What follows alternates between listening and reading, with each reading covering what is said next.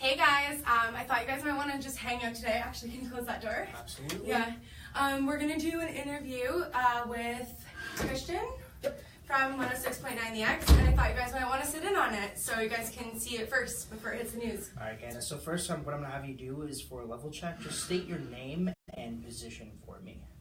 My name is Candace Keeling. I'm a realtor at Keller Williams, and I'm an Airbnb host in London, Ontario. Okay, so Candace, my first question is going to be, tell me a bit about being an Airbnb host. What's that like?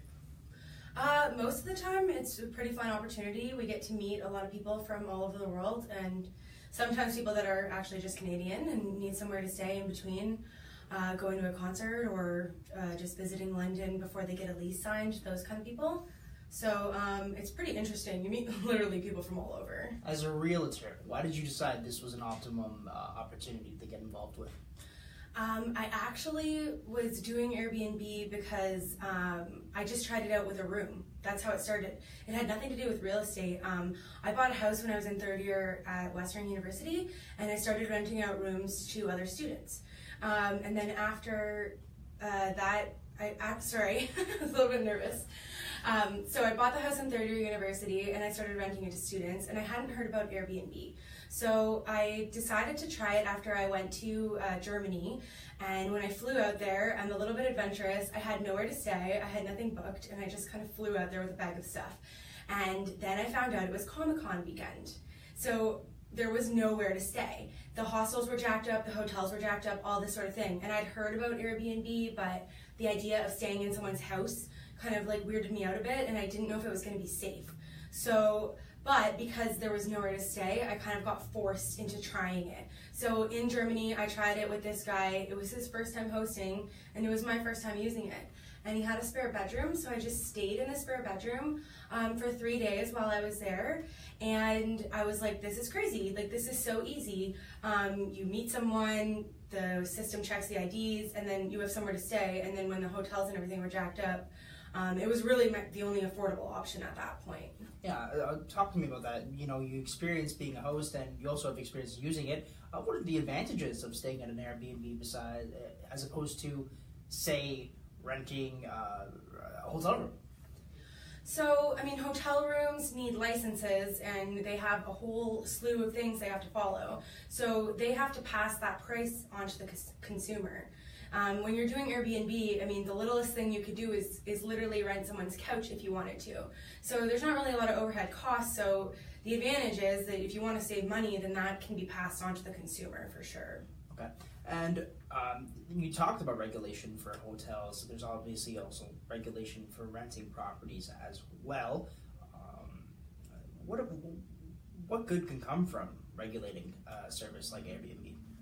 So Airbnb already is regulated, and I think a lot of people aren't educated about that, and a lot of people see like horror stories or things that are exaggerated on the internet, because Lord knows there's lots of that stuff on the internet, and then they kind of think like Airbnb isn't regulated or whatever, but that's just not true.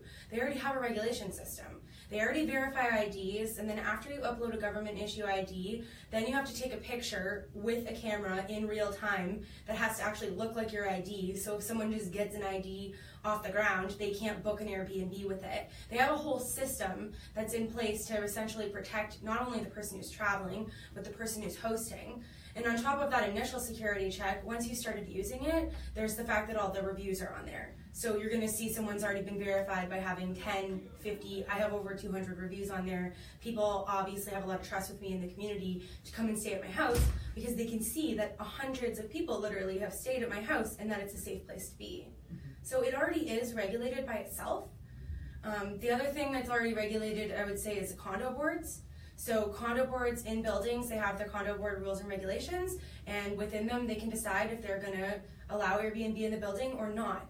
So when it comes to condos, they're already regulating themselves as well. So there is regulations. It's just not the conventional way that you'd think of a government imposing it. They've imposed it on themselves already. Well, how could Airbnb in a market affect said market? I mean, similarly to Uber, it's pretty much like the Uber of renting a home or a room, right? How could that potentially harm or improve a market in a certain area? So there's lots of different ways, and again, it's because there's so many different people using Airbnb.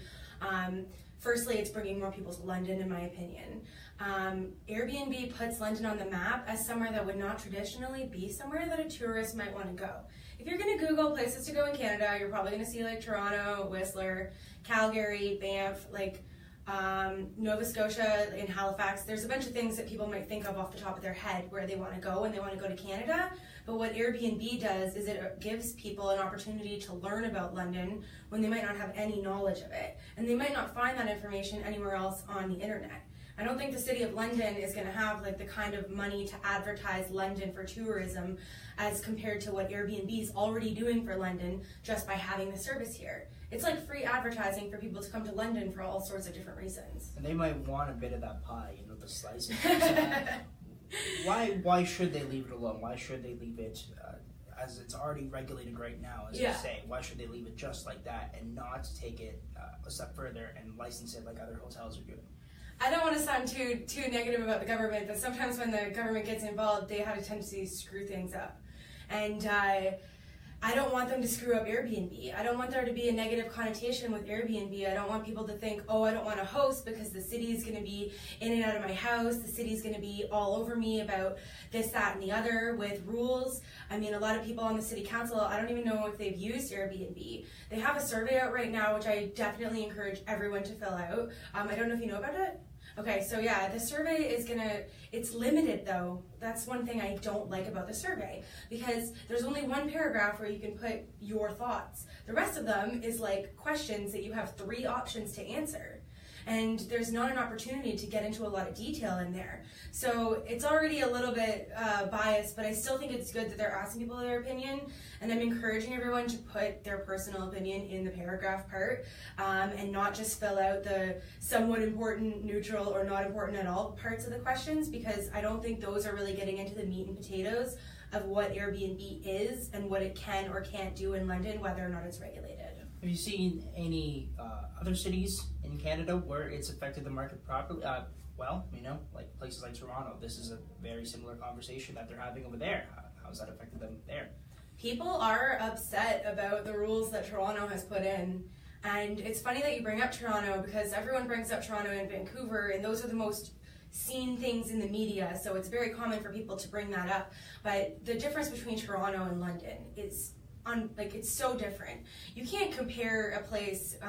In 2016 in London, 11,000 guests stayed in Airbnbs, and in Toronto there's 12,000 Airbnb listings. There's literally more listings in Toronto than guests that stayed in an entire year. So when people want to bring up like Toronto and Vancouver, and I ask them like, can you keep things in perspective? I mean, Toronto's going to have their own marketing to bring in tourism. People are going to want to go to Toronto anyways. I mean, I think Airbnb really enhances not just tourism in London, but other people coming here for so many reasons.